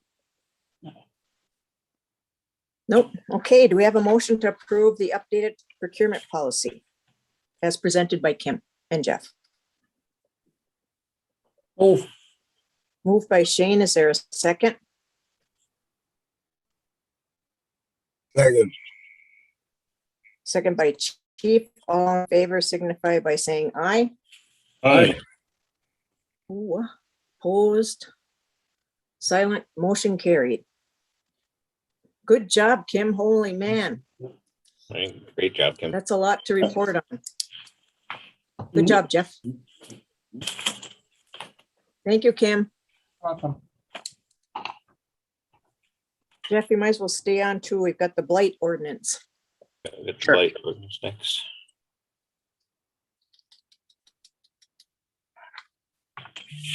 All right. Do you want me to give some background on the blight, or let me know what would be helpful? Yeah, if you want to give some background on it, Jeff, and then with the updated comments and stuff there. Sure. All right, Council. So you have before you an updated Bois Forte Blight Code. Just for some background, the process for this was that Council had asked us to put together a draft of a blight ordinance that regulated blight within the Bois Forte Reservation. After, and I'll talk about kind of what that means and what the ordinance regulates in a bit, but once we had a draft in place, there was a public comment period where the draft was put out for public comment, I believe for 30 days. There was also some discussions in the judicial quarterly meetings about the blight code too, just getting the tribal court involved because it has a role in the enforcement process and just making sure that there was enough, stakeholder and community input. The public comment period ended and there were a few comments submitted, which were very helpful. Council, you received those comments. And we made some revisions based on those comments as well to incorporate those that feedback in certain parts, which was very helpful. The code that you have in front of you then is the updated blight code that does incorporate the changes based on some of those public comments. Just for background about the ordinance broadly, I'll just maybe summarize what it does, what it covers, and some of your priorities and how enforcement will occur that we had discussed. So a blight code and a blight ordinance basically regulates different conditions on properties within the reservation that are typically considered to be health or safety hazards that should be fixed or abated to make sure that to ensure the safety and health of the reservation community. So the first thing that this ordinance does is it identifies what is blight, and it goes through some common blight conditions, as it's called, which would be things like abandoned vehicles on roadways that need to be cleaned up, excessive garbage and different things that could create public health hazards or other safety issues, abandoned structures or deteriorated structures, whether that's just by the passage of time or if it's a fire or a natural disaster or something like that. Conditions that might, like I said, pose a safety or a public health problem. The ordinance then provides for an enforcement process. to make sure that these conditions are fixed or abated, as the ordinance calls it. One of the key parts of the enforcement process that I wanted to highlight, and I know we've had discussions about this, but I think it's important just to emphasize, is the code puts in place sort of a community-driven enforcement process. So it gives the council the authority to establish like a blight compliance committee that would be made up of band members that would basically step in the shoes of the council and issue notices and review complaints and regulate blight within the reservation, so that it's not a fully council driven process only, but it's a community driven process predominantly. In terms of the enforcement process, the ordinance walks through kind of the due process and the procedures step by step that would happen if the compliance committee decided to enforce blight, basically, issue a formal notice. So it starts with issuance of a notice that identifies the blight, provides for a time period to fix it, gives individuals rights to challenge that notice and receive a hearing in tribal court, and for the tribal court to make a determination as to whether that blight exists or not. And then timelines after that for the blight to be fixed if the tribal court were to decide that it existed and needed to be fixed. I guess finally that, because the code does get at like those public health and safety problems, that could be particularly risky. It does provide for some emergency abatement provisions where, for example, if there's a new condition that is particularly dangerous, if there's, a fire that occurs that, needs to be cleaned up immediately, or there's some emergency sort of issue that can't wait for 30 days or 2 months to go through the process, there's an ability to move through the process more quickly to make sure that blight issue is cleaned up and that there's no public health or safety issues resulting from it.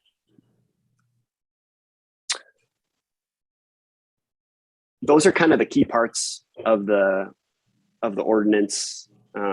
That's kind of a high level summary, but I'm happy to answer any questions too.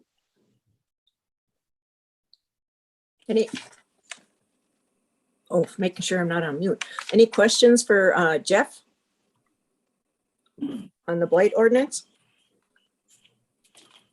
Yeah, I just had one question on the enforcement part, where it says appointment of representative or committee. Do you think it says Bois Forte Reservation Tribal Council shall appoint a representative or establish a compliance committee? Do you think that we should have see if people want to serve on a committee, or would we appoint the conservation committee or?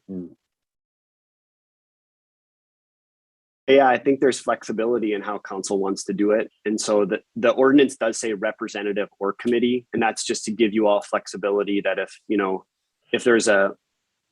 want to move forward with having kind of a single person in that role, you could do that if it's difficult to get a committee in place. Or you could go with a committee, and that could be a new committee formed of new individuals, or if there is an existing committee within the tribal government or elsewhere that could serve as this committee as well, you could do that too. Okay, good. Any other questions? Go ahead, Dave. On 913 there, blight conditions, number A and B. It says abandoned vehicle. Then B says junk automobile. Could we just put Indian car in there? No. I'm kidding. Just joking. Res car.